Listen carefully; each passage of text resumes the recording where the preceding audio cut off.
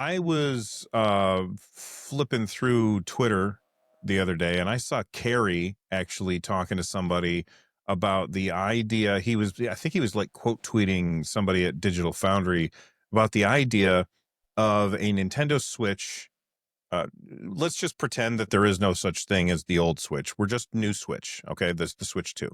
But Nintendo Switch without a screen, without a battery, with an HDMI cord that just goes into the back of your TV. It's just a console. And I'm not sure if he got this idea originally from Digital Foundry, but they had like what's the word I'm looking for? They had a segment where they talked about Nintendo making a Switch 2 home console and whether or not they should. Now, admittedly, I have not had a chance to watch their segment on this, so I don't know what they came down with. And I'm definitely going to watch it this weekend and check out and see what they have to say. But I thought it would be a good talking point for us to just to say whether or not we think it would be a good option for Nintendo to make a Switch 2 that just hooks up to your TV and has a controller. So, Rich, I know that you are, of the three of us, I think you're probably the most handheld for when you Handheld play. pill. Yeah, I mean, I play a lot on TV. Yeah. But would you be interested in a Switch that obviously is cheaper than $450 because you Right. could just plug it into a HDMI, and it would also be less limited on TDP, so you could probably Yeah. get a little bit better performance. You know what this reminds me of too is we had this discussion basically last week, 2 weeks ago with PS6 and the Right. potential of a Canis handheld. So Canis being the CPU or APU that's going to power the PS6 handheld. So there was a leak of perhaps PS6 is going to have a console version of this handheld. And Russ, you were pretty like uncomfortable with that notion, and I think your motivation was more so just the number of SKUs. But Right. I feel the same way about this, right? Like I'm not sure that it is a clear. I'm of two minds. One, I'm unsure that this is like a clear enough message to people that are going to the store to buy a Switch or to buy a PS6. Like it could muddy the waters, right? On the other hand, there is the notion that like going back to PS6 in particular, let's say the handheld is $600, which is pretty pricey, right? But let's just say around 600. Then maybe you can get the console down to 500, and then all of a sudden you have a next generation console that is $500. And so that is an attractive thing, and it's hard. It's going to be hard for Sony to let go of that potential and build. To your point, if Nintendo can offer a $350 Right. box, that's just hard for me to say no to, not for me to buy. I'm not interested in buying it because like you said, Same.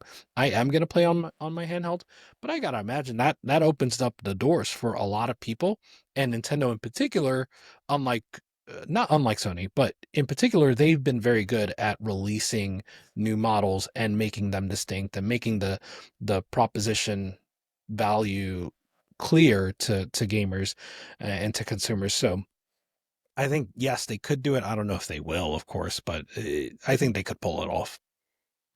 You know, you bring up kind of what Russ was talking about how it complicates for the consumer. What thing do we buy?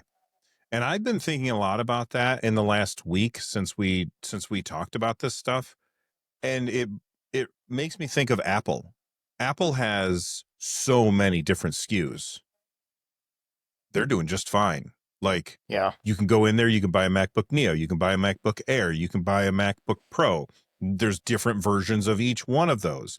And then on top of that, you also have iPads. So there's so many, and desktops, and You know, like all-in-ones that are just a screen. You have so many different options. What were you going to say, Rich? you know what I was surprised by recently is Kindles. I had no idea there were so many Kindle SKUs now. Mm. It's like there's Kindle Paperweight, Paperwhite, excuse me, Kindle Color, and each of Paperweight. Paperweight. Jeff Bezos coming after me now. So there's at least those three. There's a a writing model too, and each of those have like at least two SKUs within them. So the Kindle has at least two, Kindle Paperwhite has at least two, and the Color has at least two. And so yeah, so that means there's, I don't know, 7, 8 SKUs of just Kindles. So like I had no Yeah. idea. Yeah. Marquez Brownlee, he's a tech YouTuber for anybody that doesn't know. He has a really good like thing that he says about this phenomenon. He says it's called laddering. You have like a basically if the lowest rung on the ladder is really really high, it's hard for people to reach. And if the rungs on the ladder are far apart, it's hard to climb that ladder. But if they're close together, it's easy to climb that ladder.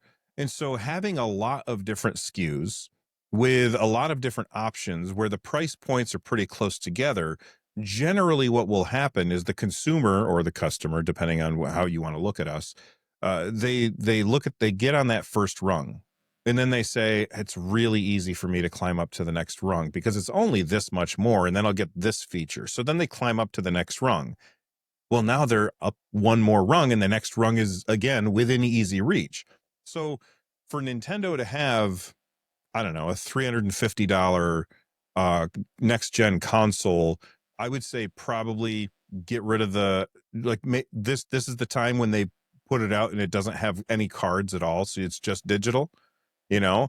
And it's got like, because that's some cost that you can yank out of that thing. Put a camera right on the front of it, or don't, if you want to yank more cost out. But you get this thing, you set it underneath your TV, and it comes with a pro controller. People are going to say, okay, $350, I can get that. Oh, wait a second, I can get the Nintendo Switch Lite for this price. Oh, wait a second, I can get the Nintendo Switch 2 for this price. Wait a second, there's the Nintendo Switch Pro, I can get that for this price. And it pulls people up that ladder. Right. But for the people who can't climb to the next rung on the ladder because they can't afford it, well, they just sold a system to somebody that otherwise wouldn't be able to buy one at all. Right. And I think it's a no-brainer that they should do this. I don't think they will. And just for the record, I have been saying this since the original Switch, back on my Nintendo Switch podcast, Nintendo Switchcraft, which was a million years ago, it seems like.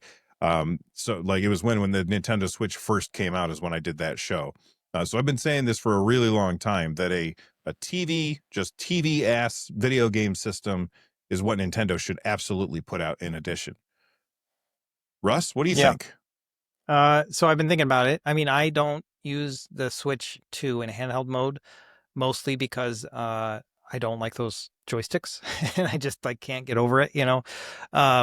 And I've got so many other ways to play handheld games, and so it's just not necessary. Like I want a couch experience when I'm playing that. So I like this. I find appeal in this, and I think that they could market it appropriately, especially at a good price point.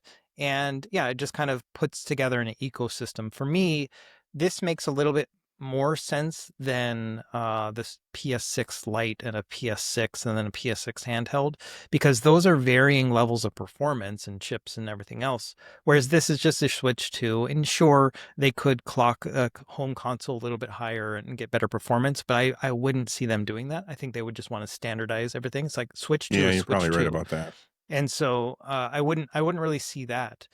But yeah, I could see that being as an option. It's like it removes the hybrid aspect. It removes the Switch aspect of it, more or less, but the Switch Lite also does the same thing where it's not dockable. So, yeah, I could see this being a component, and it makes sense to me, and it would be kind of neat, like the little tiny, like it would be small too, which would make it super cute, like they could really pull that off if they were going for it. But, whether or not they're going to do it, yeah, I don't know.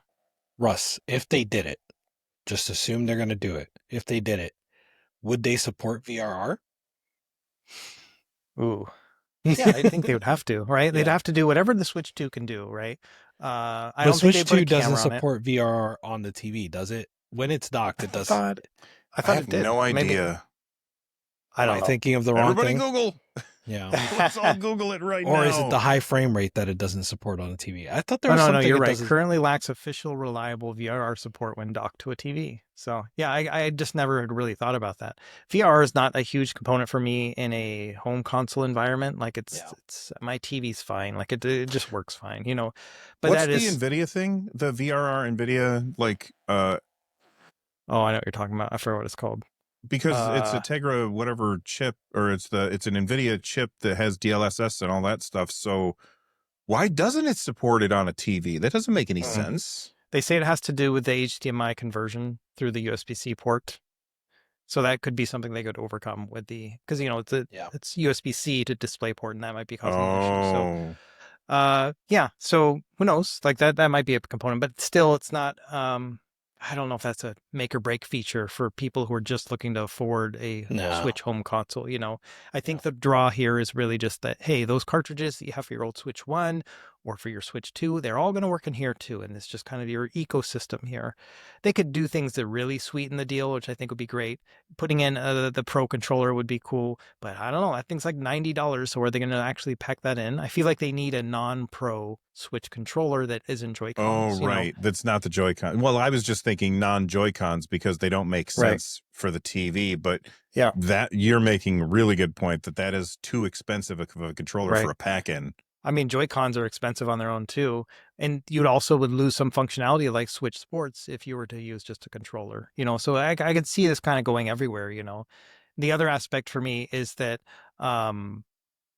they could really sweeten it by like being, all right, free Super Nintendo games. You don't need to have Switch Online, you know, something like that, right? Where it's like, it becomes not only a Switch 2, but they're like, hey, you have all the Switch Online like benefits as well, or something like that too. Like that would be really interesting. I can see that being like a timed thing, but there ain't no way that there's Nintendo's no way they're saying gonna do that. goodbye to subscriptions because, you know, like that's free money every month for people just because they're like, I want to play Super Mario Brothers 2.